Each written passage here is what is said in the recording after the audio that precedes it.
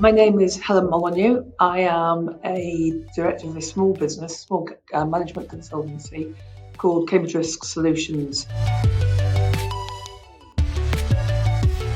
It's absolutely critical for all businesses to have a business continuity plan.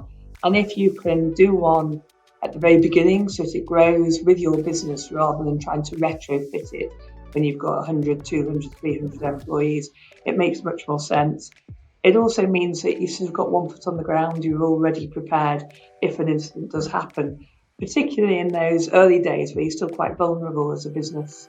So yeah, generally it's just really good practice to have a business continuity plan. It doesn't need to be complex, doesn't need to be complicated, just needs to have something simple, straightforward in place that gives you a backup. The business continuity plan can be as complex or as simple as you want it to be, but it needs to have some fundamental elements. One of those is how you're going to look after your staff, because your staff will be the most important resource. Another really key bit is about communications, how you're going to communicate to your staff, how you're going to communicate to your customers, to other key stakeholders, maybe financiers or suppliers. How you're going to maintain those communications is absolutely fundamental to a successful plan. And then the plan will also involve elements like IT recovery, facilities, so if you're using premises, what you will do around those premises, and then the actual business operation itself. So if you make widgets, what are you going to do about making those widgets? And also, more critically, what are you going to do about those back office bits that people tend to forget about? People often focus on the doing. They focus on the making. So if they make stuff, make widgets, they focus on the manufacture.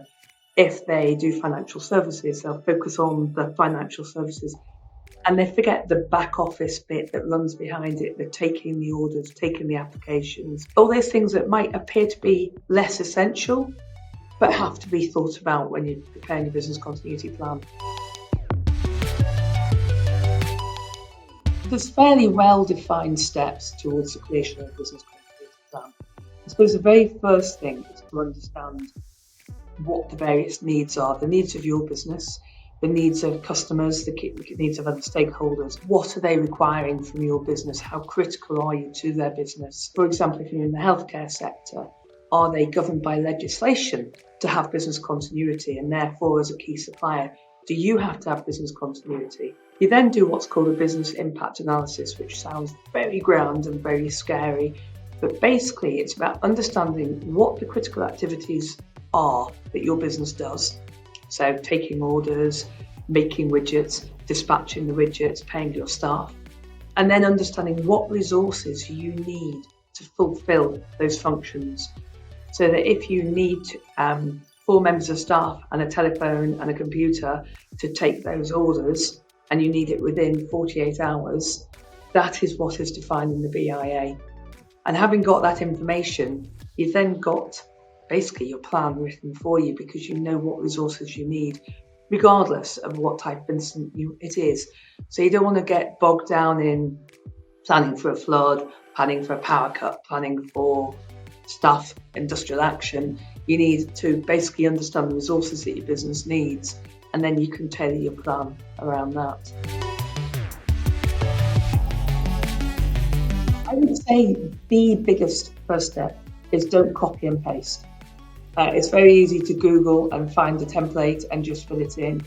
But in actual fact, a business continuity plan really needs that BIA, because that is what informs the plan. By understanding what resources you need, you can then complete your plan more effectively.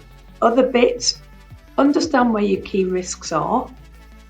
So if you are dependent on a few key individuals, which most small businesses will be, make sure that you've got standard operating procedures or something documented so that you are able to get somebody else in if needs be. Understand your risks and have things in place to mitigate those, but also have a really simple plan that's clear, that's understood, and make sure all your staff know about it. There's absolutely no point having a plan sat in the hard drive somewhere that's never touched.